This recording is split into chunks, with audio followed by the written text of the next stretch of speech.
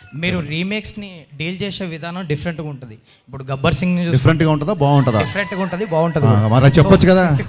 So మీరు రీమేక్స్ని deal చేసే విధానం డిఫరెంట్గా ఉంటుంది. ఇప్పుడు గబ్బర్ సింగ్ డిఫరెంట్గా ఉంటుందా బాగుంటుందా? డిఫరెంట్గా ఉంటుంది, బాగుంటుంది. మరి చెప్పొచ్చు కదా. సో మీరు రీమేక్స్ని డీల్ చేసే విధానం డిఫరెంట్గా ఉంటుంది. ఇప్పుడు గబ్బర్ సింగ్ డిఫరెంట్గా ఉంటుందా బాగుంటుందా? డిఫరెంట్గా ఉంటుంది, బాగుంటుంది. మరి చెప్పొచ్చు కదా. సో మీరు రాసే డైలాగులు అంటే మీ యాటిట్యూడ్ని కొంచెం తెలిపేటట్టుండే, బట్ అది హీరోలకు వెళ్తున్నప్పుడు మాస్ హీరోలతో ఎక్కువ వెళ్తుంటాయి. పొద్దున్న లేచి అద్దంలో మోహన్ చూసుకొని నేను హీరో అనుకుని బయలుదేరతా తప్ప నేను జీరో అనుకుని బయలుదేరారు కదా. హరీష్ గారు మీరు రీమేక్స్ని డీల్ చేసే విధానం డిఫరెంట్గా ఉంటుంది. ఇప్పుడు గబ్బర్ సింగ్ డిఫరెంట్గా ఉంటుందా బాగుంటుందా? డిఫరెంట్గా ఉంటుంది, బాగుంటుంది. మరి చెప్పొచ్చు కదా. సో చాలా యాడ్ ఆన్స్ చేస్తూ ఉంటారు. ఈ సినిమాకి సంబంధించి ఎలాంటి యాడ్ ఆన్స్ ఉంటాయి? ఒరిజినల్ సినిమాకి దీనికి ఎంత చేంజ్ ఉండబోతుంది? చాలా డిఫరెన్స్ ఉంది.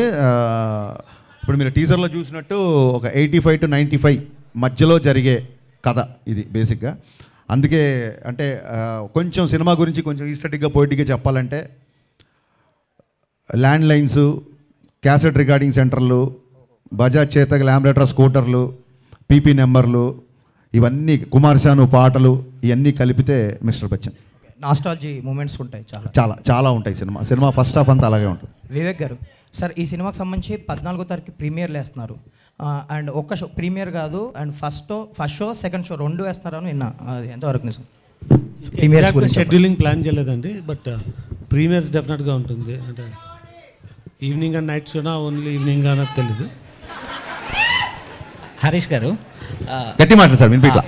మీరు రాసే డైలాగ్స్ హీరోలను దృష్టిలో పెట్టుకొని రాస్తుంటారు మేబీ, కానీ అది మీ పర్సనల్ క్యారెక్టర్ని దాన్ని రిప్రజెంటివ్గా చేస్తున్నట్టుంది. ఎందుకంటే ఇంతకుముందు మీరు చేసిన గబ్బర్ సింగ్లో నాకు కొంచెం లెక్క ఉంది అలాంటివి, కానీ రాసే డైలాగుల వరకు వినిపించిందండి, ఆ తర్వాత వినిపిలా కొంచెం గట్టిగా. అంటే మీరు రాసే డైలాగులు అంటే మీ యాటిట్యూడ్ని కొంచెం తెలిపేటట్టుండే, బట్ అది హీరోలకు వెళ్తున్నప్పుడు మాస్ హీరోలతో ఎక్కువ వెళ్తుంటాయి. దీంట్లో కూడా ఒకటి ఇప్పుడు యాటిట్యూడ్ మీద రాశారు.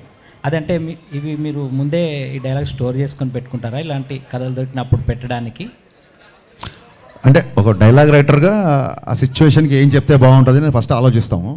ఇంకోటి మీరు అన్నది ఏంటంటే నా డైలాగులు నా పర్సనాలిటీకి సూట్ అవుతాయి అని అంటున్నారు.